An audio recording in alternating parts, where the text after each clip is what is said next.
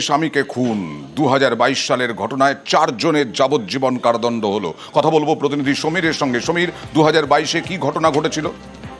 দেখো, 2022 সালের 21শে আগস্ট বাড়ি থেকে বেরিয়ে আর ফেরেননি ধুবুলিয়ার মায়াকুলের বাসিন্দা বাবুসোনা ঘোষ। এবং পরে পুলিশ জানতে পারে ওই এলাকারই বাসিন্দা নমিত ঘোষ এবং তার স্বামী প্রহ্লাদ ঘোষ এবং তার আরো 2 ভাই এই বাবুসোনা ঘোষকে খুন করেছে এবং খুন করে তার মৃতদেহ মাথাভাঙা নদীর জলে ভাসিয়ে দেয় এবং পরে ব্যারাকপুরের মঙ্গলপান্ডা ঘাট থেকে এই মৃতদেহ উদ্ধার হয় এবং সেই ঘটনা আজকে মামলার রায়দান হলো। এই 4 জন অর্থাৎ নমিত ঘোষ সহ 4 জনের কিন্তু যাবজ্জীবন সাজা ঘোষণা করেছে আদালত। বেশ।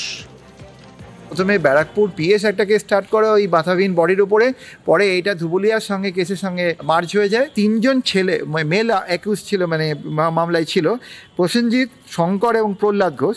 এদের 120 বিতে লাইফ ইমপ্রিজনমেন্ট দেওয়া হলো, 10,000 টাকা ফাইন, অনাদায়ে 6 মাস জেল।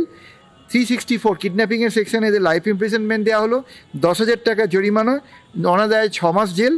এবং 302 মার্ডারের সেকশনে লাইফ ইমপ্রিজনমেন্ট দেওয়া হলো, অর্থাৎ মোট 30,000 টাকা সঙ্গে 5,000, 35,000 টাকা ফাইন হলো এবং 3টে সেকশনে এদের যাবজ্জীবন হলো।